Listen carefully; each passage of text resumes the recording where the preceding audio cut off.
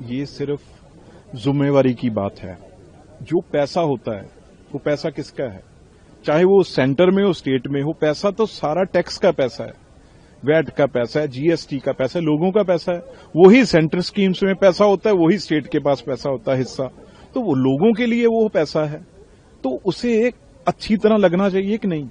आज तक ऐसे काम था मनरेगा में, जब कानून बदलेगा नाम बदलेगा तो उसमें क्या था, बहुत जो है पेलिफ्रेट जहां बहुत पैसा जो है वो जो रिपोर्ट्स आ रही थी वो जो बिल्कुल एंड में जिसके लिए वो पैसा है वो नहीं पहुंच रहा था, तो उसके लिए और बात सुनिए, ये सुधार एक बार थोड़ी आए हैं, पहले 4 बार 5 बार इसमें सुधार हर सरकार लेती आई है। उसी तरीके से ये सुधार हो रहे हैं, जब पता चलता है ये हो रहा है, ये हो रहा है, ये हो रहा है, तो इसके लिए ये चीजें हो रही हैं। और बाकी जो शोर मचा रहे हैं वो उनको क्या पता, 100-200 रुपए की दिहाड़ी का, जिसके सिर पे तसला रखा होता है मिट्टी का, उसका क्या पता।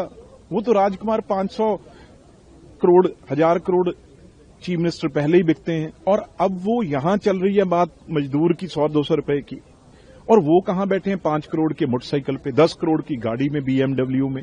क्या बात करोगे उनकी आप, उनकी कोई बात आप सोच सकते हैं? इसलिए ये बेमाना बातें हैं। और मतलब एक नीचे से अभी कुछ लोग बोल रहे थे बहुत क्रोश है, बहुत है, कहां है बताइए क्रोश? कहीं बात कहीं नीचे हुई?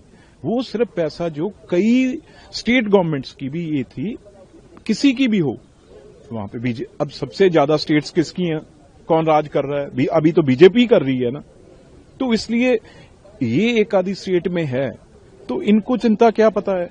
तो दूसरी बात, हमें सिर्फ जो पैसा है वो लोगों तक सही पहुंचे, ये पार्लियामेंट की ड्यूटी है। यहां पे जो भी कानून बने, इसीलिए ये मेंबर पार्लियामेंट बैठे हैं, भी उस सही मैने से सही जगह जेब में पैसा जाए, उसलिए ये रात रात बैठ के कानून बन रहे हैं।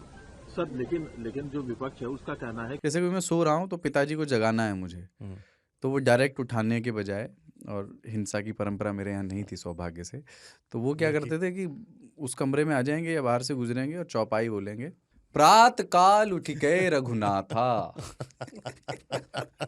मात पिता गुरु नावई माता।